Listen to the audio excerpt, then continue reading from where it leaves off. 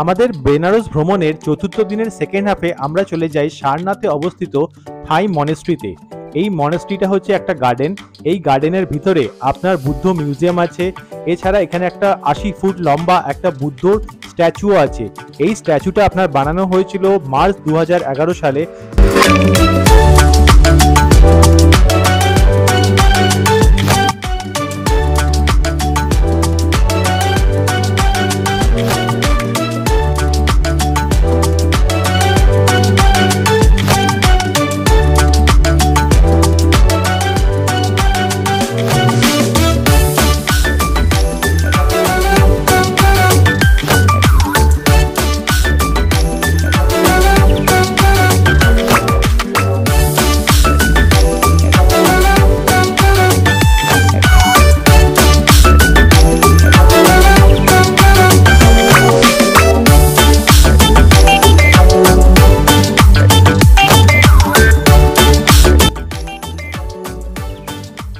থাই monastery থেকে বেরিয়ে কিছুটা পথ হাঁটলেই আপনি পৌঁছে যাবেন সারনাথের আর্কোলজিক্যাল সাইটে। এই আর্কোলজিক্যাল সাইটটা আপনার পুরোপুরিভাবে বাউন্ডারি ওয়াল দিয়ে ঘেরা আছে, আর এখানে প্রবেশ করার জন্য আপনার টিকিটের প্রয়োজন হবে। এইখানে টিকিট কাটার জন্য এখানে কোনো নির্দিষ্ট টিকিট কাউন্টার আপনি পাবেন না, বরঞ্চ এখানে ঠিক গেটের বাইরে আপনার একটা স্ক্যানার দেওয়া আছে। সেই স্ক্যানারটাকে স্ক্যান করে আপনি অনলাইন ডিটেলস ফিল আপ করে আপনি এখানে টিকিট পারচেস করবেন এবং তারপরেই আপনাকে ভিতরে প্রবেশ করতে দেওয়া হবে। আসুন তাহলে এই সারনাথের ইতিহাসের বিষয় একটু শুনে নিই। এখানে বলা হয় নাকি বুদ্ধ ট্রেডিশন অনুযায়ী সারনাথ ওই জায়গাটা যেখানে 528 খ্রিস্টপূর্বে মাত্র 35 বছর বয়সে গৌতম বুদ্ধ এখানে আসেন। এসে উনি নিজের প্রথম বক্তৃতা এই সারনাথেই দিয়েছিলেন।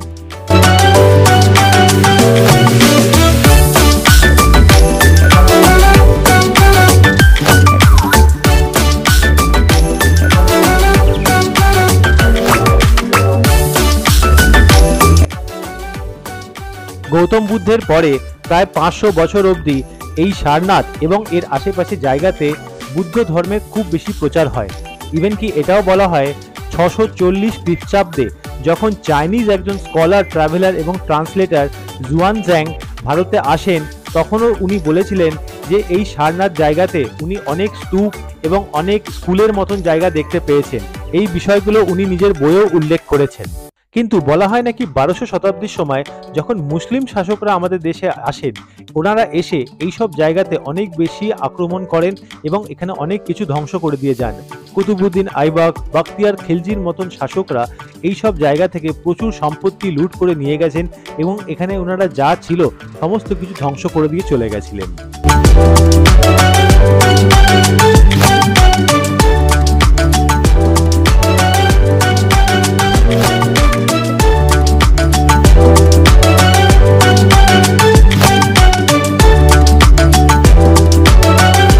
প্রায় 1800 খ্রিস্টাব্দ অবধি এরকম ধ্বংস এবং লুট এইসব জায়গাতে চলতে থাকে।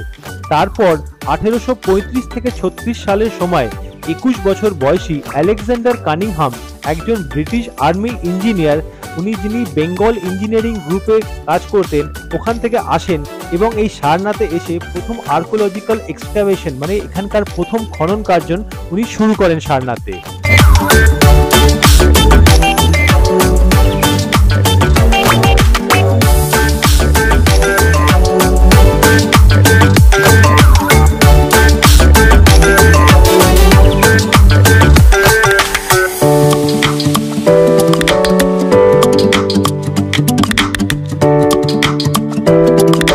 সারনাথে খনন কার্য চলতে থাকে প্রায় আগামী 20 থেকে 25 বছর, আর ফাইনালি 1861 সালে আলেকজান্ডার কামিংহন এই খনন কার্য ভবিষ্যতে চালিয়ে যাওয়ার জন্য আর্কোলজিক্যাল সার্ভে অফ ইন্ডিয়া স্থাপনা করেন এবং উনি এই কোম্পানির প্রথম ডিরেক্টর জেনারেল হন।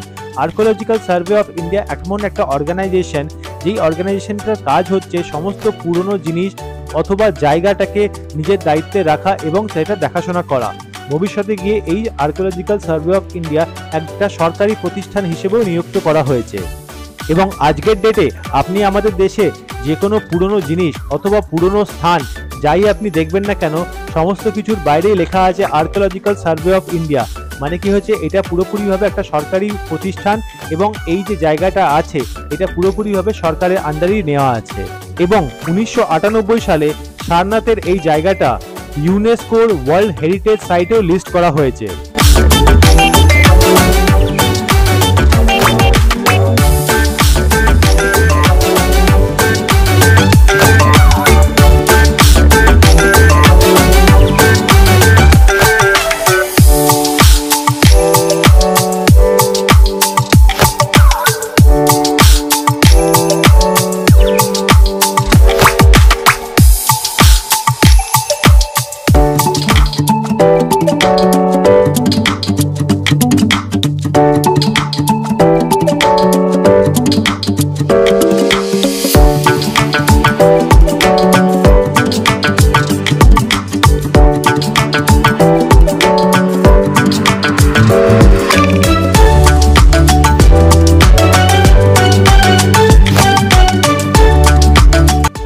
তো বন্ধুরা, আমাদের এই 4 দিনের বেনারস ভ্রমণ আপনাদের কেমন লাগলো এই বিষয়ে আমাকে অবশ্যই কমেন্ট করে জানাবেন। ভালো লাগলে ভিডিওগুলো লাইক করবেন এবং আমাদেরকে সাবস্ক্রাইব করে আমাদের চ্যানেলটাকে সাপোর্টও করবেন। তো দেখা হচ্ছে আবার পরবর্তী কোনো ভিডিওতে। ততক্ষণের জন্য ধন্যবাদ এবং ভালো থাকবেন।